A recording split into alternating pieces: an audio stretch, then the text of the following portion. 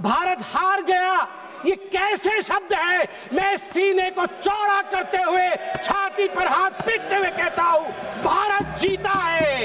Operation सिंदूर राजनीतिक इच्छा शक्ति और अपने आर्मी के अदम्य साहस के कारण भारत ने जीता है। माननीय सभापति जी, आपका बहुत बहुत आभार व्यक्त करता हूं।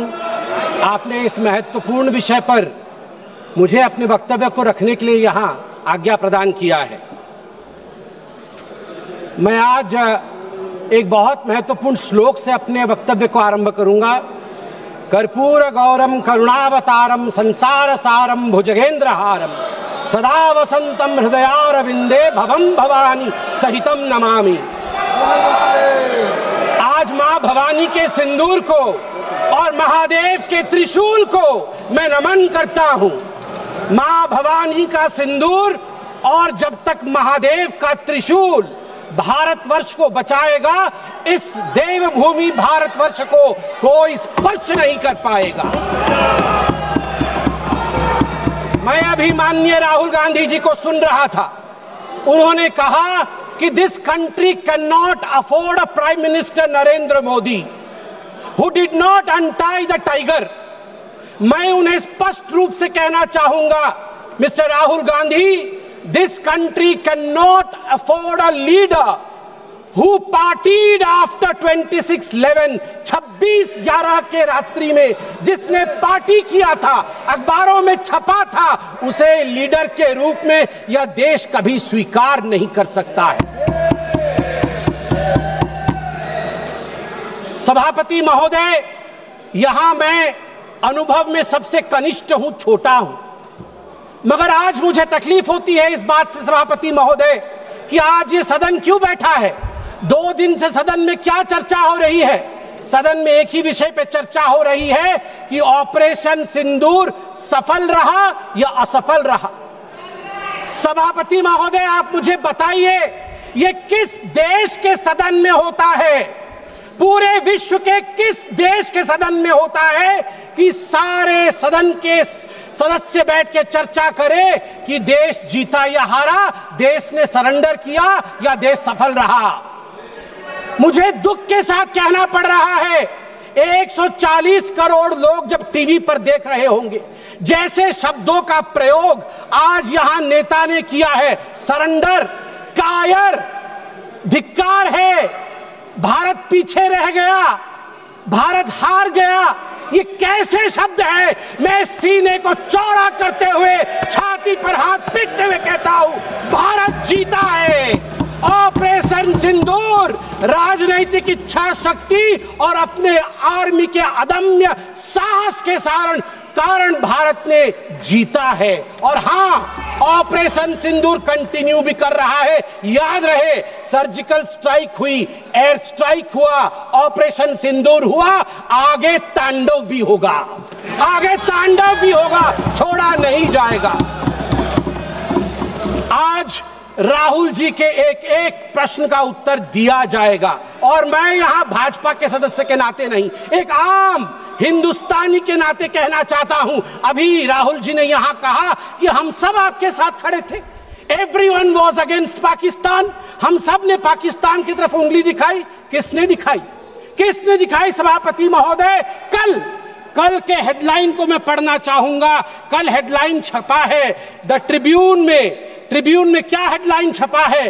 ट्रिब्यून में हेडलाइन छपा है कि Pakistan narrative was right, Chidambaram the man of Congress pokes hole into India's narrative. जो पाकिस्तान का मुख्य अखबार है, उसका हेडलाइन है कि कांग्रेस पार्टी सही कह रही है, पाकिस्तान का कोई हाथ नहीं है आतंकवादी हमले में, ये भारत की सरकार झूठ बोल रही है। ऐसा हमेशा क्यों होता है कि दोनों टीवी चलते हैं, भारत के टीवी पे नरेंद्र मोदी हीरो है और पाकिस्तान के टेलीविजन में राहुल गांधी हीरो है? ऐसा क्यों होता है? सभापति महोदय, मैं एक डोजियर लेके आया हूं। आप जानते हैं कि जिस समय यूपीए की सरकार थी डोजियर खेला जाता था, ये बात अलग है, अब हम डोज देते हैं। मगर ये जो डोजियर में लेके आया हूं, ये डोजियर पाकिस्तान ने यूनाइटेड नेशन एचआरसी, यूएनएचआरसी को सबमिट किया था, ह्यूमन राइट काउंसिल को। और किसको कोट किया है? डोजियर में बतौर एविडेंस विटनेस कोट किया गया है, किसी पाकिस्तानी को नहीं, कोट किया गया है हमारे एलओपी राहुल गांधी को। मैं उस कोट को पढ़ रहा हूं और वो कोट है, I quote, It has been 20 days since the people of Jammu and Kashmir had their freedom and civil liberties curtailed. Leader of opposition and press got a taste of draconian administration and brute force unleashed on the people of Jammu and Kashmir when we tried to visit Srinagar. Rahul Gandhi. और आगे पाकिस्तान लिखता है कि United nation देखे, ये हम नहीं कह रहे हैं, ये एलओपी उस समय के लीडर और अभी के एलओपी राहुल गांधी कह रहे हैं कि इंडिया में इस प्रकार की परिस्थिति हो गई है। आप बताइए, ये लोग हमें बताएंगे, ये लोग हमें बताएंगे कि ये पाकिस्तान के खिलाफ है? कब सबूत नहीं मांगा?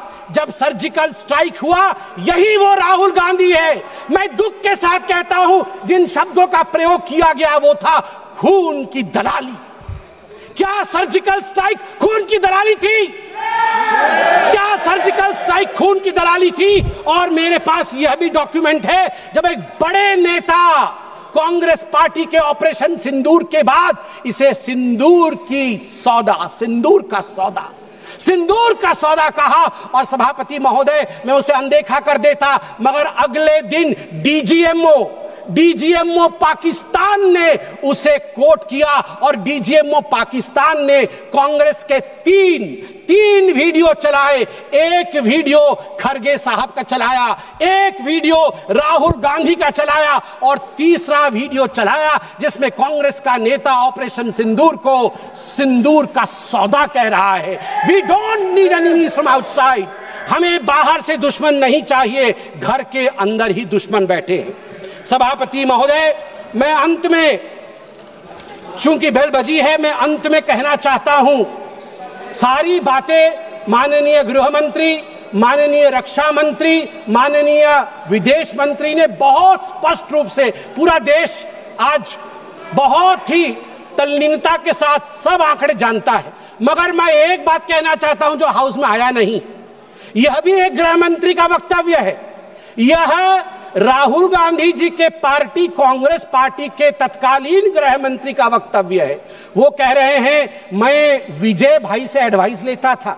ये सुशील कुमार सिंधे जी का है, मैं ऑन रिकॉर्ड कह रहा हूं, आप कहेंगे तो सत्यापित भी कर दूंगा।